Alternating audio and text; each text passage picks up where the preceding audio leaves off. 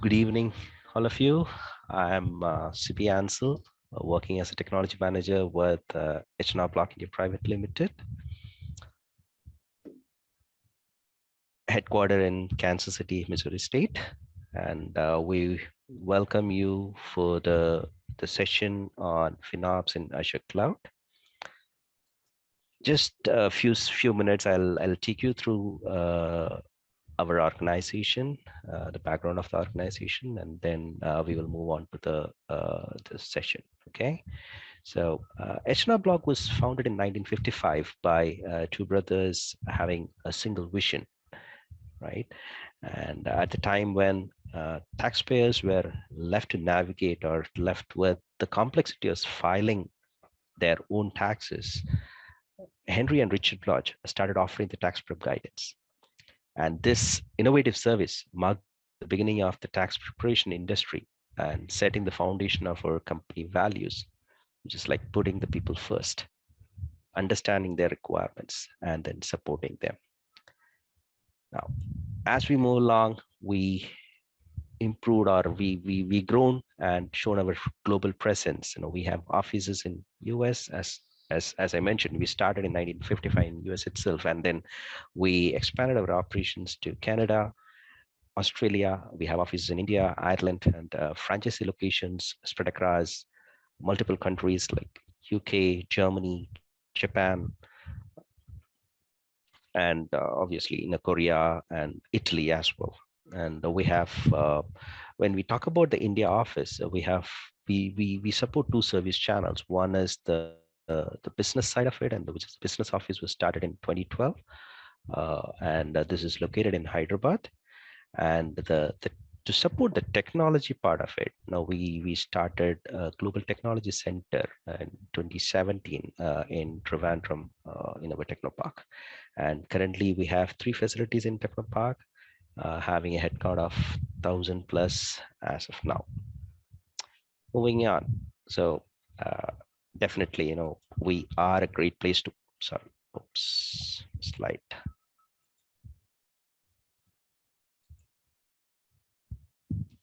Sorry. Okay, so we are a great place to work certified organization, and having certified for the last 3 consecutive years in different categories, and being in the top 10 of the best place to work for women associates in India, and featuring in the top 25 best IT places in IT workplaces in India in this year as well. So, and this is definitely the testimony of our exceptional people first culture and the experience we give to our people. And I'm definitely proud to be part of one of the best workplaces in India.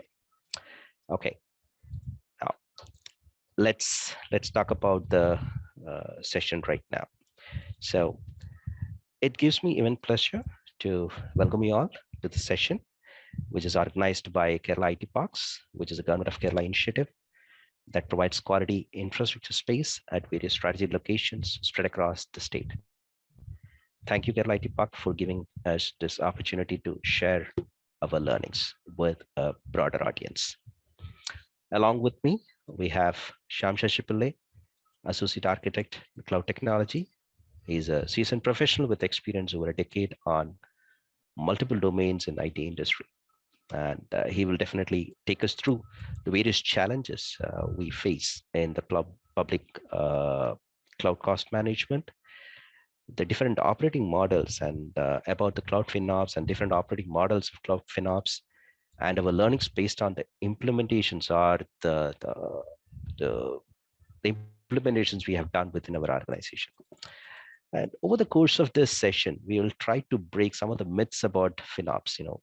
People often say that it is a buzzword, and it is just for cost saving, or it is just the FinOps team is responsible for enabling FinOps.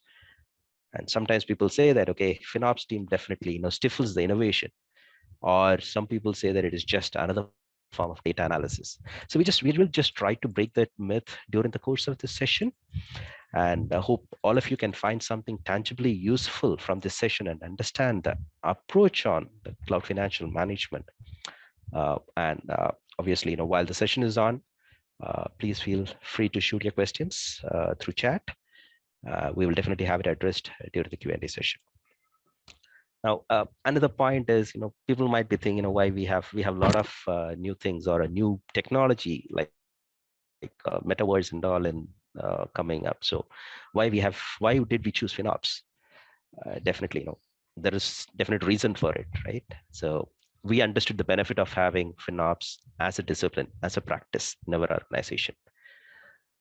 You won't believe, with FinOps practice, we were able to reduce our monthly spend, our cloud spend, from 1.7 million to 1.4 million. This is as per the data we took a couple of months back. That's September 2022. And we definitely want all the entrepreneurs, the managers, or the stakeholders, the architects, the leads, the cloud engineers, the software engineers to understand the benefit of FinOps practice and the value it provides. So over to you, Syam.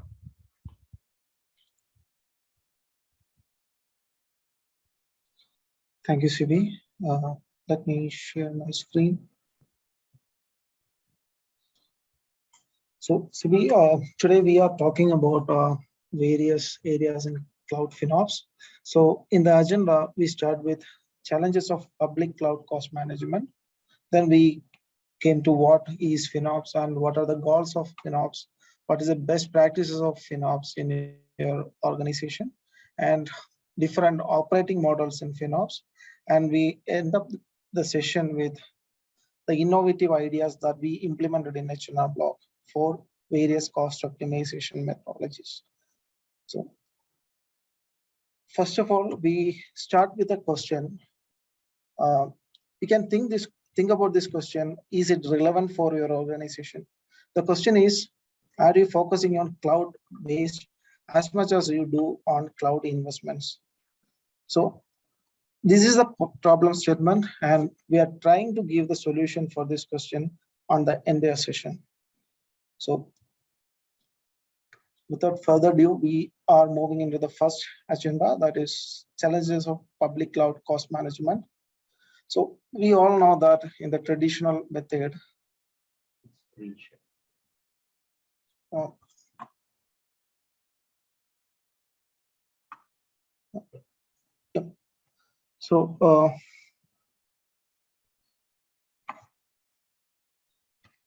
again, I missed that slide once again. I am showing that slide again. The question is, are you focusing on cloud-based as much as you do on cloud investment? So we will trying to cover the solution for this question on the entire session. And moving on to the challenges of current public cloud cost management. We all know that in the traditional on-prem servers, there is no decentralized cost happening in the traditional on-prem servers. That means we are purchasing the server. There is a procurement team already there. So they will manage all the purchase and billing part. And that will be a static cost. There won't be any dynamic cost in between happening in the traditional model. But when we are all moving into the cloud part, cloud is always known for elasticity. And it spend also going in dynamic way. So different application teams are purchasing the resources without informing to the finance team, so that the cost will be in a decentralized method. And the wastage of cost due to our provision is almost 30 to 50% in every year. And the most challenging part is the FinOps financial team as well as the cloud engineering team need to be working cross-functional team, but they don't understand their language each other. Finance team will be difficult to understand the engineering terms, and engineering team will be difficult to understand the finance area. So we need to fill the gap with cloud FinOps. So there are many myths, as Sibi mentioned. There are many myths. When we start a cloud FinOps team in H&R Block, the initial stages we had many myths, like it's a single team or it's a tool that can able to save the cost. But later on, we found that it's not a dependency for a single team. It's the whole organization need to be there for enabling finance in our organization. So it's a cultural discipline, and everyone in the company or in everyone in the organization should be responsible for making your cost saving efforts. So as a definition, FinOps is an evolving cloud financial management discipline and cultural practice that enable organization to get maximum business value by helping engineering, finance, and business team to collaborate on data-driven decisions, spending decisions. So in a nutshell, we can able to say that DevOps is a combination of developers and operational team, and finance is the combination of that DevOps team plus finance team. And this collaboration can able to achieve the cost balance, quality in order to gain cost efficiency, and that saved cost can be able to use for reinvesting in future funding. So this is a simple definition about FinOps. We will get into more in the coming slides. So basically, FinOps is like DevOps. It follows most of the DevOps culture, and it having a feedback as well as iterating methodology. So FinOps have three phases. First is inform phase. We can compare it, or we can, the similar method is data analysis. Think about data analysis. Whatever we gather the information, we analyze in the inform session and understand the cloud cost bills. And from the inform session, we will move to optimize phase, where we will set the goals for the bills as well as create multiple strategies to optimize the cost in optimize phase. And the third and last phase is operate phase, where whatever we earn or gain from inform and optimize stage, we will execute that in the operate phase. So we will see each session, and we will see many ideas from each phases in cloud FinOps model. So coming into our best practices and implementation, as well as innovation ideas that implemented in H&R Block, we would like to share that thoughts as well as ideas to the entire community. It might be most of the companies or most of the organization might be already adopted these techniques, but even though it will be helpful for the startup and other organizations. So in the inform session, basically we are collecting information, understanding the cloud bills. So most important thing is we need to visualize the data. The data need to be most understandable form so that we can take a decision. So we created a management information system for cloud for identifying various visualized things that can able to make a decision from the top management. So we use Power BI reports for various cloud management information systems that can give a message, or that can easily understand, analyze that where the cost, where the spending is happening, and can able to identify which resource is spending more. And we can easily identify, we can easily take decisions from cloud management. And the second point, scorecard. About scorecard, we categorize the application in tier 1, tier 2, tier 3, or multiple tiers, and each tier will assign with a scorecard. So the budget is also limited respective to the scorecard. That means tier 1 application will have a budget more than tier 2 applications. So thus we can able to control the cost by assigning budget to the multiple applications. And budget forecasting. So forecasting is forecasting the budget from the data we taken from 1 or 2 days of consumption of the cost in cloud. So that's we done through an automation. We forecast the cost. That means we predict the cost in the 30th day or the last day of the month from the spending from the first or second day. Then we regularly monitor and re-architecture the application, as well as we work on reducing costs, how we can able to reduce the cost through re-architecturing or implementing new methodologies, code optimization. We normally architecturing the best practices for reducing the cost in architecture itself, initial architecture itself. And on previews, technical previews, we normally identify the new releases from the cloud provider.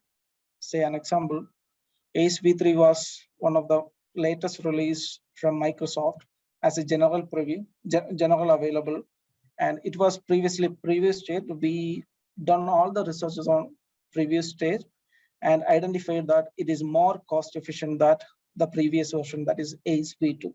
So we implemented that in the new releases or new applications, whatever in the H&R Block. And visualization on budget versus consumption report, the the sixth idea, that means all the managers or top leaders can able to identify or can understand their current budget, as well as how much they consumed from a Power BI report or a visualization data dashboard, so that they can identify the current spending and able to control the cost or able to control the consumption from that budget versus consumption report. And it make more easier to easier for managers and top leaders to control their costs or identify their areas of improvement in the cost or budgeting. Seventh point in the inform session, in the architecture itself, we always enable right sizes of resources. That means if I only need a 2-core VM, 2-core virtual machine, I only go for that. And if it only I need 4-core VM or I need more utilization, then I resize for that and I make it 4-core. Until then, my cost, the cloud provider, I only need to pay 2-core VM cost to the cloud provider. Thus, we can able to save the cost. And lastly, we identified the resource utilizations, and we will send this report, resource utilization report, to the application team so that they can able to identify what are the underutilized resource in their project and able to act on that. If they want to resize it, they want to terminate it, and those decisions can be able to taken from the resource utilization report. These are few innovation ideas that we done in the inform phase. Moving to optimize, we took many strategies. We set many goals for controlling the cost. So first of all, we took infrastructure as a model, infrastructure as a code model. That means we take Terraform as a infrastructure as a code, and we define the Terraform with respect to the best practices available in the industries. And through the Terraform, we standardize the onboarding processes and policies so that wastage can be able to minimize through Terraform scripting. And we also enable the sharing of resources. Say an example, we have log analytics or build a service which is no need for all the applications. That means no need for a dedicated applications. We can centralize those resources, or we can share those resources, and multiple application can able to take benefit from that or can use those resources in a sharing model. Thus, we can able to control the cost. Enabling hybrid benefit is one another option in most of the cloud providers. So the hybrid benefits in Azure Cloud enables you 30% cost saving on VMs, especially on licensing part, on VM as well as SQL servers. And reservation is another benefit from the cloud provider. That means if my application is not seasonal, if my app, one day I want a server or on some resource type, which need to be run longer time, that means 1 year or 3 year, I can able to reserve those instances and can save up to 72% of that normal cost of that resources. So reservation is one of the best option for all of the organizations, and you need to talk or we need to work with the cloud partner to enable the reservation. Backup and retention policy is another option where we can back up the server, back up the storages, and in H&R Block we have multiple backup policies available. Like for production and non-prod, it is separate configuration. For production, we make more retention days, but in lower environment like development, QA, or LNP, we are going with a lower retention days. In production, it goes with a higher, and lower environments, it goes with a normal or below 7 days. Policy assignment, we have a well-defined policy assignments on test and sandbox environments, where there is a control on deploying the premium resources, accident deployment of premium resources in the lower environment. If it is needed, we exclude that, but normally it is not allowed in the lower environment. And unused resource alerting is another option, that we alert all the unused or idle resources running more than X days, X number of days. Normally it will be 14 days in our case. So these are a few other strategies we took in the optimize phase. Coming to operate phase, where this is the area where we implement whatever we taken from inform as well as optimize phase. So all the strategy, all the analysis where get executed in this operate phase. So first, most of these ideas are we converted into automation. So first automation or first innovation idea is orphan resource termination. That is, we create many resources, especially on VMs, we create only VM, but there are dependent resources are there. But we never thought about or never thought the cost about those dependent resources. We deploy VM and we delete whenever it needed, but that dependent resource will not get deleted even after you delete the VM.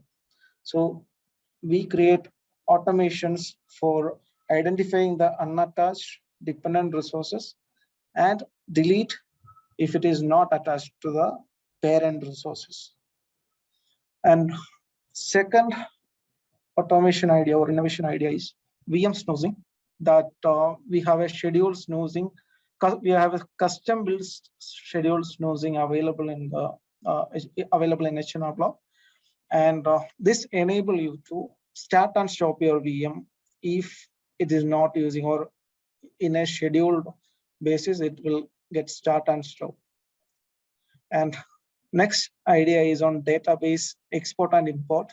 So we have almost 400 plus applications in cloud, and some of the application 100 plus applications are seasonal basis and with lower priority applications. Though those applications, the lower environment databases are migrated to or export to a storage account with lesser cost, and whenever the development needed, then only it might be the development might be seasonal of 1 month or 2 months. If it is idle, then we will export to the storage account and import back whenever the development starts. Thus, the database cost will be 0 for the entire month or entire season. So that's also we made into different using automation. We made it happen, and a couple of seasonal based application running with 0 cost in databases. And we do regular cleanup of unnecessary resources in cloud, that we collaborate with application team and other teams to identify the resources are needed in their project. So coming to zonal redundancy, zonal redundancy is one option enabled or on option we are getting from the cloud provider. But in the lower environment, normally we are not enabling zonal redundancy. It's basically for a high availability of your system. In higher environment or production, we enable zonal redundancy for tier 1 applications. And the next point is spin up of lower environments whenever it needed. Like I'm not recommending for tier 1 applications, but if you have load and performance testing or some other lower environments for your application, then it's only needed whenever a load and performance testing happen. So we can create the Terraform code, or we can, using the help of any infrastructure as a code, we can able to spin up the resources whenever we need it and delete the entire resource using the same infrastructure as a code. And we can keep the LNP, or we keep the lower environment with zero cost. Whenever it needed, we can spin it up. And next one is automate scale down and scale up in lower environment on weekends. So normally in weekends, we will not have that much traffic, and most of the resources are sitting idle and with low traffic. So in those case, say an example, if one of my is having 10 instances with auto scaling or manual scaling, then we have automations written for manually scaling or automatically scaling down to 1, as well as whenever the week start or in the Monday, every Monday it will increase to 10 instances automatically. So we have we have that idea into automation. And last but not least, expiry resource termination is one other resource idea or automation that we implemented for, especially for VMs that are idle running for more than X days. That means in a testing environment, a VM, somebody created a VM and it's idle, or they completed their R&D or completed their testing. After that, the resource will be idle for a long time, but every hour it consuming cost.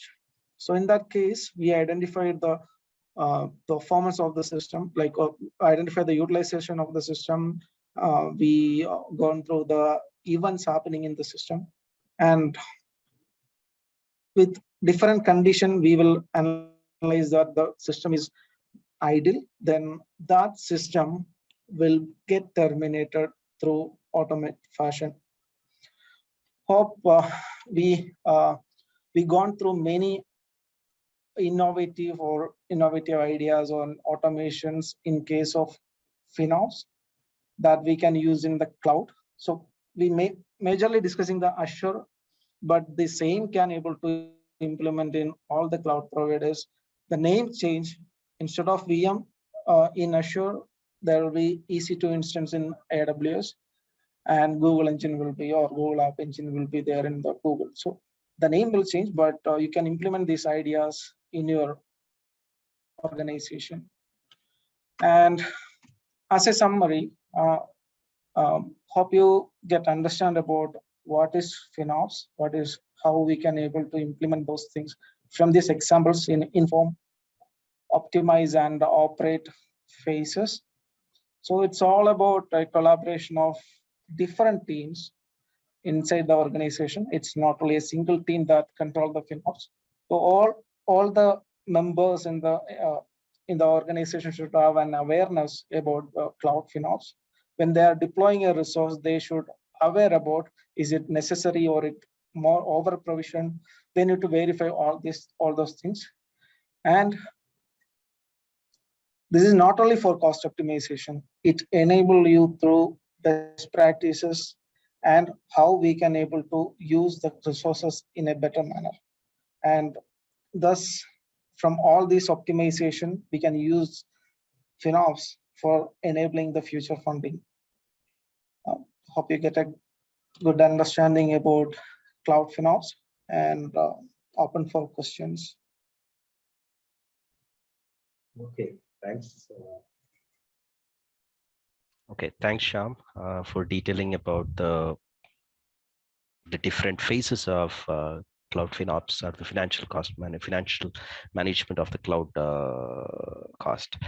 So, and I'm sure that you definitely mentioned about the importance of having the inform phase, which is actually very critical for getting to understand that, okay, how our organization or the organization's cloud spend is, how it is, how the data, how the resource utilization is, how the different resources are being provisioned, right? And whether it is actually needed or not.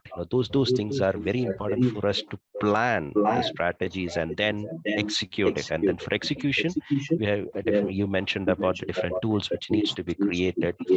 Obviously, the tools, we have tools available in the market, which is provided by the cloud, which is shared by or given by the cloud providers. But when you talk about the cost of the license or the tool which we need to procure, it's huge. You have to put a lot of money on that particular tool. So uh, the effort the FinOps team needs to do is to continue to look for areas where you can identify. First is identification, second is strategizing it, and then third is how to ensure that we are able to execute those, right?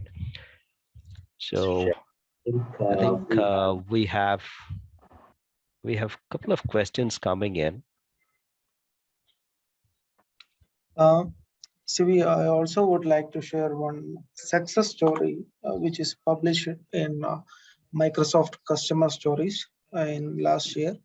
So this is all about mentioning, Microsoft is mentioning about a couple of automations and ideas that we implemented in the FinOps area, and able to save almost 30% of cost saving from the current cloud running cost. And we would like to enroll all the other organization by enabling your FinOps strategies, so that you can also write your success stories in the Microsoft or AWS platform. Okay, so we are getting some questions, so I'll start putting this through. Another question is that we talked about reservation. So is reservation an option for seasonal use during scaling up and scaling down during predicted high usage? So I believe the question is that whether reservation can be used considering or used for during a season or a peak period, right? Is what the question is. So normally reservation is focusing on a long-term reservation of resources. That is minimal is 1 year. We need to have reserve that instance for, we can reserve instance, or for the all subscription we can able to reserve, but minimum term is 1 year. And we also have option to reserve that resource for 3 years also in terms of Azure Cloud. Okay. Thanks, Syam. Okay, we talked about the tools, right? So is there the question is there any single product available for Cloud FinOps? I believe it is all about the tools which is needed for operate phase. So as like DevOps or Azure DevOps, you might familiar about Azure DevOps.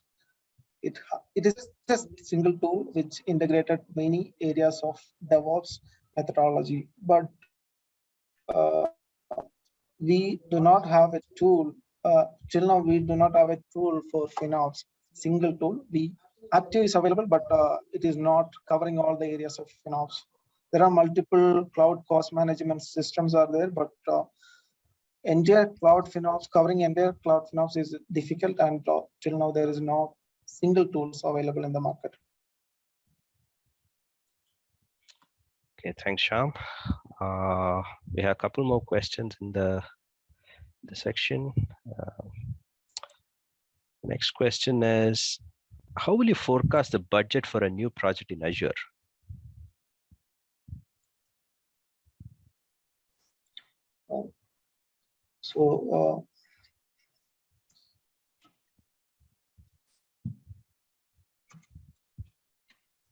So all the cloud providers, there will be a cost forecasting options are available through some pricing calculators. So this is a form for Azure pricing calculator where you can select the resources like I am a manager, and suppose I am a manager and I need to onboard a project with one virtual machine and one SQL server with one storage account.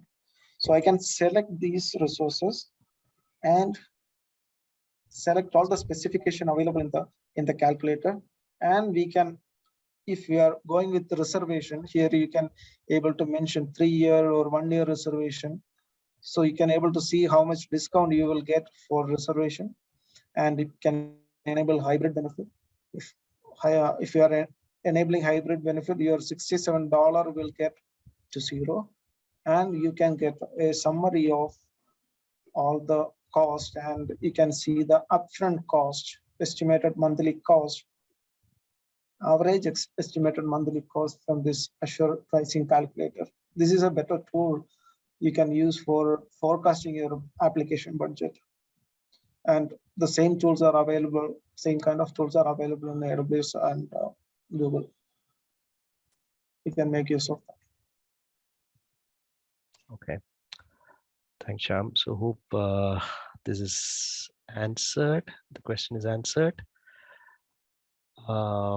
Yeah, a few more questions had come in. Okay. The next is, can we implement the FinOps model in a running project, which the project is already live? Yes. Architecture, and we can right size the resources. Like we can analyze the utilization of current projects. Like I have a 4-core VM, but it is only utilizing 2 core. Then I can able to resize to 2 core from 4 core to 2 core, so that thus we can able to reduce the cost. And other best practices also we can able to implement without affecting the performance and without affecting the system, production system. We can able to do that, but better we advise to do that in the initial stages of the, or whenever you are thinking about the architecture diagram at that, or writing the architecture diagram, the initial stage itself, we need to think about the cloud FinOps or cost optimization areas. Okay, thank you, Syam. Hope that answered. The next question, it's again an anonymous question. The question is, what are the areas where we need to look for optimizing the cost? I think we already touched upon it, but then probably we can again reinstate what are the main architectural areas we need to look in order to optimize the cost. So majorly the utilization. So right sizing of resource is an important role, plays an important role in FinOps. So whatever you needed, only deploy that. And wherever you can do automation, please do automate on that area, so that these are the major areas that we can look into the initial stage of architecture. Right sizing is the main.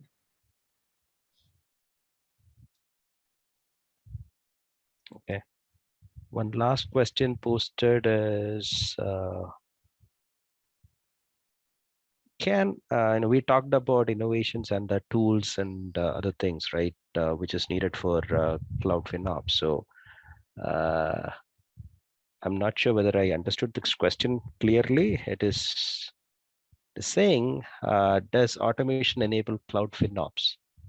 So probably I believe this can be tied to the question that, okay, whether automation, whether the FinOps team stifles the innovation, right? So probably is it probably that is what the question is all about. So automation is a part of FinOps, but FinOps is also deals with other areas like cultural and collaborate and making a disciplinary action in the entire organization.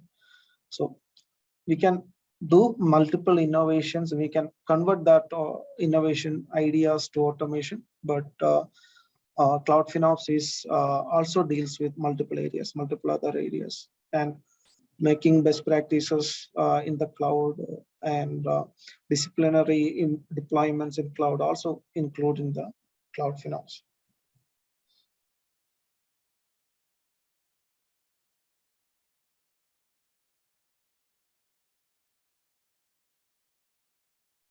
Okay, I'm again looking for more questions. As of now, I'm okay. Yeah, one of the question is, we talked about a lot of optimizations. You talked about resource, understanding the resource and reducing it, or making changes, reservations, and stuffs like that in as part of the operate phase, right? So how do these optimization? The question is, how do these optimization affect the performance of an application? Good question. So normal organization goal is to, or the goal of a IT team is to make their application or website live and with most efficient. So when we are thinking about $10 million business, we will never think about a $10 savings. So whenever you implement a FinOps strategy, then try to make sure that the performance is not compromised for your system. But if you're over provisioned, then try to reduce without affecting your performance or efficiency of the system. It's a great question. Thank you. The next question is that, what are the roles required for main stakeholders to implement FinOps within an organization? It actually start from the top CEO.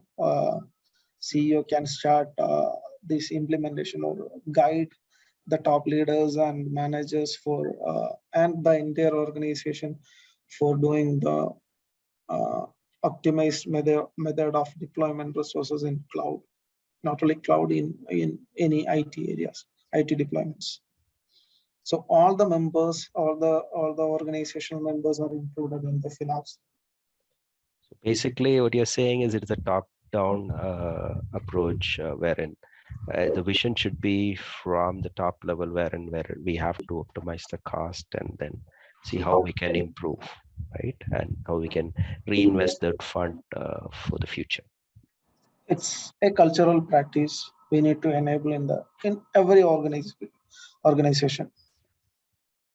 Okay, thank you. I hope, Swachand, I hope that answered you.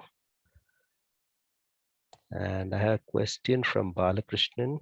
The question is, what is the basis that we can estimate the average cost of a cloud project? It depends on the resource what you are deploying for your application. It will vary with respect to the cloud provider, as well as it mainly depends on the resources and their tier, which tier you are using. That means premium, standard, or multiple SKUs are available. Which SKU or which tier you are using for that resource, that matters your cost. That means we can deploy a DB with $3 per month as well as $1,000 per month. It depends on the SKU what we are selecting. Okay, so what you're referring to is you understand your requirement, and then based on that you provision your resources, right? And Right. then when you're using the calculator, you use the minimum to start with and then expand onwards. Yeah, try it with Dove. If your requirement expected or whatever requirement you need are expected in development configuration, then try to implement it in another environment. If it is not meeting, then try to expand the SKU size. Thanks, Shyam. Balakrishnan, did that answer your question, or do you have? Yes, I guess he is happy with it.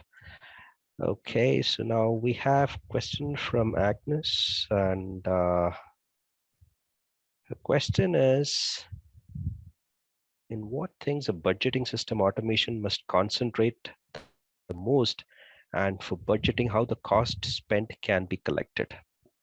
Okay.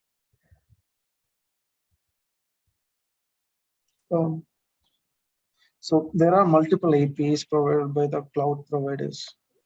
In the case of cost management, we can utilize those APIs to collect the cost information for our resources, and we can feed this to a visualization tool like Power BI. Thus, we can able to understand the all picture about the cost spend on your environment. Agnes, did that answer your question? You can message it on the chat if you're good.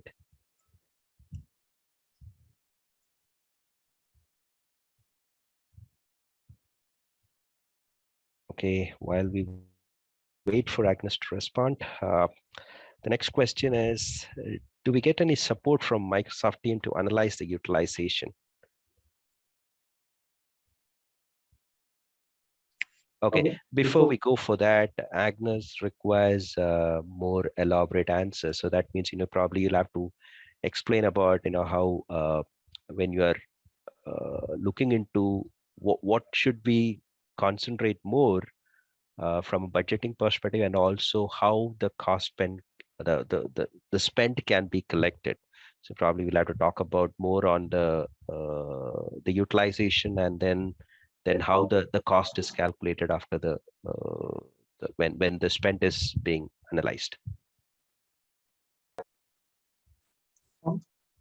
So answering to Agnes' question, first of all, we can set a budget for all of your applications and identify the APIs from Microsoft or other cloud providers, and we can compare the consumption versus budget through visualization, as well as we can send alerts if the budget or if the consumption is exceeded a threshold value of your assigned budget. That is also can be able to automate. There are multiple ideas we can automate from budget versus consumptions. These are the two ideas which I can point out now. And you can also tie it with the utilization versus your resource consumption, and that is also can be able to make as an automation idea.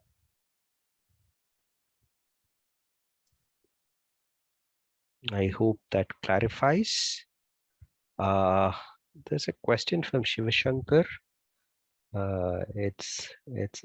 He is asking that generally in live projects, the organization does the cost cutting already, right?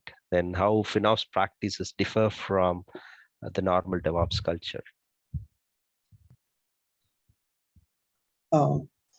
In normal DevOps culture, the definition itself, I said, it's a collaboration of multiple teams, especially the finance as well as the DevOps team. So we already have DevOps. So finance also need to include in the DevOps practices to identify their idea strategies that can able to implement in the cloud costing. So it differs from DevOps and FinOps.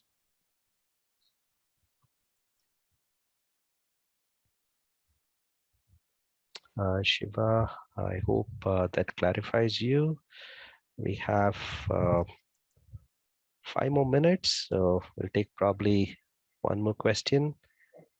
I think there was a question about I think do we get any support from Microsoft to analyze the The utilization? question about so. The metrics of utilization metrics are directly available from the Azure portal or any other cloud provider portal, and we can understand the basic parameters like CPU, memory, or traffic, or output operations. All these metrics can be able to directly analyze from the Azure Blade itself, Azure alerts and metrics blade itself for all the resources.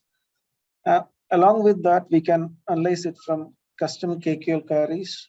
If we are passing that informations to the log analytics, we can able to collect a visualization metrics from log analytics queries. And if we are not getting proper, or if we have confusions in the utilization, obviously we can able to contact the cloud provider. That means we can able to, in this case, we can able to contact Microsoft for better utilization reports. So in short, what we have done is, we have used the native solutions available to Microsoft, and then using the KQL queries, we have extracted the data and then put it in a presentable format in Power BI or different other reporting mechanisms so that we can understand and understand the data better, okay, so right? Absolutely. Okay, so it is not, I mean, yes, Microsoft team does provide certain input functionalities within Azure portal, but then it's up to our comfort, right? Whether we wanted to use that and then or use more or use the functionalities available that and then extract the data and present it in the way you wanted your stakeholders or your management team to see, right? So it's all about presenting the data and collecting the data in a efficient manner. I hope that answers as well. So now we have a couple more minutes, and I think that it will be difficult. I think one question pinged to One me question. that uh, what are the resources considered for shared? So, so all the resources that cannot able to split, other than those resources, we can share all the resources. That means, uh, say example, log analytics, we can share for multiple applications. Build pool in a DevOps, uh, we can able to create multiple. We can create. We can use the same build pool for multiple applications. And service bus is another example. We can create only single service bus with multiple queues and topics for different applications. So it depends on your architecture design. If your uh, if your application demands for a shared architecture, then you can implement multiple resources in cloud, or you can use multiple resources in cloud for shared hub and spoke model. Okay, great. I think we covered all the questions. Yeah, one more question is there. We have only 1 more minute. You wanted to quickly take that, Sham?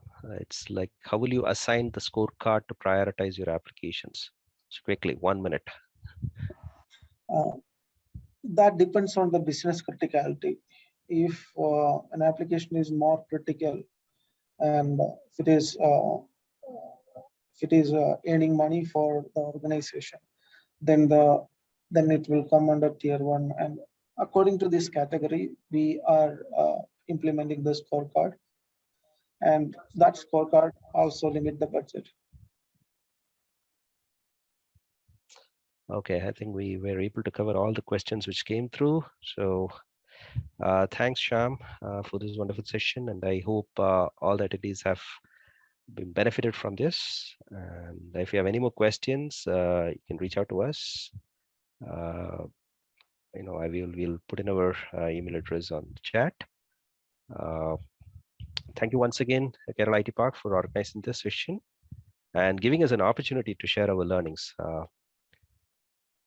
Have a great evening. Bye.